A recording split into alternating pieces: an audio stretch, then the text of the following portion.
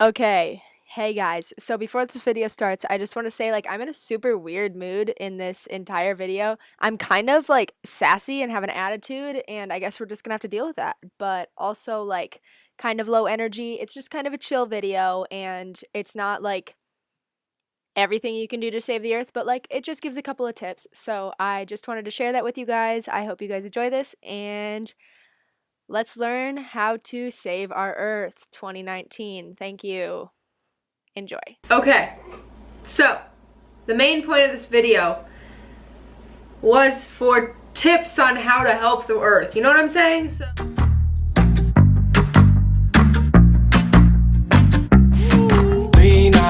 At the motel under street lights. I wrote down a list of stuff in my notes on ways to help the environment, different stuff like that. I'm just gonna kind of read them off, give little examples and stuff. I think this is a little tilted, but we're gonna have to deal with that today. So basically I wrote in my notes, and I've just added things to it. It says how to help the Earth, and these are just smaller, different ways in your daily life that you can help the Earth. I just thought I would share, you know what I'm saying? I feel like for some reason it's just becoming a trend now to help the Earth, and that should just be a given. You shouldn't make the Earth feel like shit, you know what I mean? The reason that all these things in this world is happening is because of the people that inhabit it, because of all the people that inhabit it. So you gotta take care of it if you want it to stay okay. It's just like yourself. You have to take care of yourself in order for you to be okay. So that's how the Earth is too, you know what I mean? Number one, donate to websites or organizations that are going to help with the Earth in bigger ways than you can. I'm listing on the screen right now just a couple of organizations that are on the internet that you could donate to. Take a look at those if you want to. And I'm not saying that you guys have to spend money on anything, but I'm just saying if you have that opportunity to be able to give back, then help the Earth, you know what I'm saying? Okay, that was a really close one. I am not wearing anything underneath this sweatshirt except underwear, so that could have been really bad for us. I'm gonna stop now. So I'm assuming that you can't just get on a boat and take a net and just get pounds and pounds of stuff out of the ocean, like plastic and all of that. So being able to donate some money towards that, towards people that are actually doing that, is going to help benefit the Earth, obviously. Number two, this is one that I just thought would be a really good idea. I already use reusable cups, so basically use a reusable cup, but keep it in your car. So sometimes you could be out with friends and you could just be driving somewhere, and then you guys would be like, oh, I want to go get some coffee, or I want to get a matcha pink drink, whatever it is that you want to go get. Oh, but I don't have my reusable cup. That's fine. This time I can just use a straw and I'll use the plastic cup. It's fine. But then that continually happens, and then you continue to use that, and then your reusable cup that you have at home is just kind of vacant, doesn't get used, kind of pointless, you know what I mean? If you keep a reusable cup in your car, you're more likely to use that, or just keep reusable straws in your car, kind of either of those things. And that just helps prevent plastic buildup in the trash, in the environment. People throw that shit out their windows like idiots. I don't know. That's a really good way to just be more proactive with the whole using your reusable cup. And then the next one, I have this hydro flask. I love this bad boy. I have a 40-ouncer. Not only does this help me be healthier, but it's good for the Earth rather than using a bunch of plastic water bottles. I know this is expensive.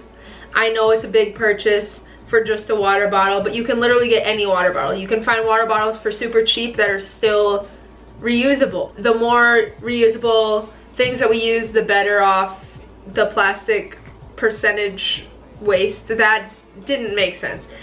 The more reusable cups we use, the less plastic that there is to get dumped into the oceans, you know what I mean? And these are all kind of things that other people already say, but I am just reiterating it because some of you people might not be following the same people as me, which means that I am spreading the word even more on a platform that I'm able to. Oh my, just recycle. Recycle.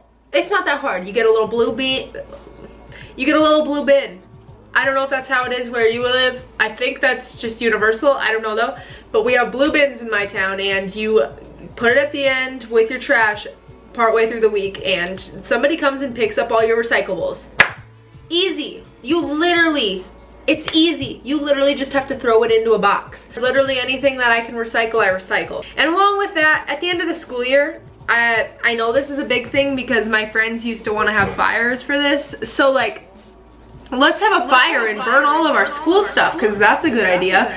Because that's really good for the environment, you know what I mean? Just recycle that paper. Throw that paper in a paper bag and put it in your recycling bin, and then it gets reused. And reduce, reuse, and recycle, baby, you know what I mean? Just use that and it'll help the earth a lot more than you burning it and having all the paper fly into the atmosphere. Like, where do you think pollution comes from? Fires and big corporations and different stuff like that. Another one that I didn't write down, but I just thought of it when I said corporations. Don't always go to corporation places. So like, don't always go to Starbucks. Like, go to some mom and pop places that aren't as big of corporations. It's not even just that. Don't always use corporations because they put a lot of pollution into the world. And I'm not saying that they're bad, not all of them are bad, but like some of them are really bad on the amount of, you know, pollution that they put into the environment. And also, if you can bike somewhere rather than driving everywhere, because that puts pollution into the air too. I'm not professional at this, but I'm just trying my best. Your average girl just trying her best, trying to help the earth, you know what I mean? This one, some people think this is gross. I don't think it's gross. If you go a day where you don't work out, you don't really sweat or anything, don't take a shower. And that sounds wrong, but that sounds gross. But you don't have to shower every day. If you're not sweaty and if you didn't really do much that day, why do you need to shower? You're just wasting water. Like, I mean, basic hygiene tells you you should shower every day, but like, you don't have to. You know what I mean? Also, even if you do shower every day, don't wash your hair every day. The less you wash your hair, the longer amount of time it'll take for it to get greasy once it starts getting used to it, because usually if you wash your hair every day, it gets greasy after a day because it's used to being washed so often. So if you have to go through a little phase where your hair is greasy for a while, then go through it. I wash my hair maybe 2 or 3 times a week. Maybe. Like at most 3 times a week I wash my hair, and it saves a lot of water. It makes your showers way shorter. That's an easy way to save water and not waste water. Also, when you leave a room, shut the lights off.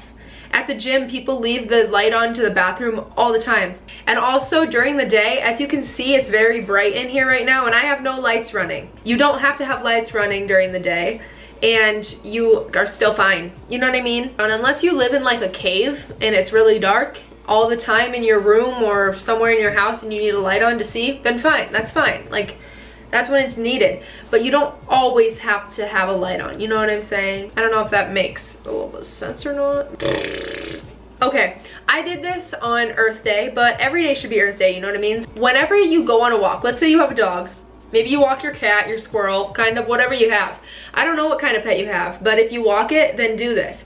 Or if you go on a walk just for your well-being, they're very good for you. Clean up trash as you go. Bring a bag for trash. Clean up trash as you go. Here's an insert of a picture of how much trash I cleaned up, and this was on half of the amount of a walk that I usually give my dog. It was actually way better for the earth that I did that than to just walk past it. Because a lot of people, oh sorry, just a second. A lot of people just throw trash out of the window. Like, why do you do that? Like, what is the point in that? But like, if you can, walk, clean it up while you're on a walk. Make an effort to actually help the earth, you know? Plant a garden. I actually have a garden outside. My dad planted it, but I live here, so technically it's my garden too. But we have a garden, and I mean, like, you can make a compost pile and, oh great, my dad's here, speaking of him. I don't know, those were just a couple cute little tips on how to help the earth, you know? If you have other ones, leave them in the comments below. Go read the comments below. Like, write down different things you do to help the earth, because we can all be better as human beings by helping the earth and making it so we can live longer, and so like our kids and our grandkids and our great-grandkids and all those people get to live in a nice earth, like, you know what I mean?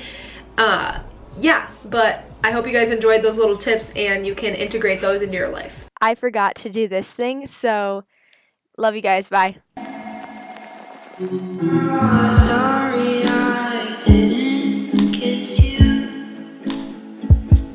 but it's obvious I wouldn't.